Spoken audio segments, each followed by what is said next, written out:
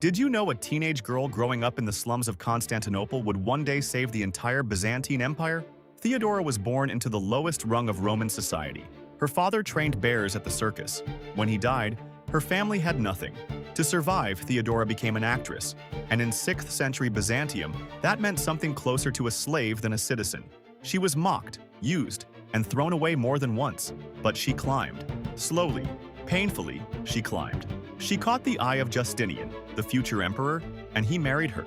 The laws had to be changed just to allow it.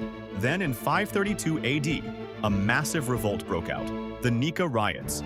Rioters burned half the city. Justinian was ready to board a ship and flee. Theodora stood up in the throne room and said she would not run. She told him that royal purple makes a fine burial shroud. Justinian stayed.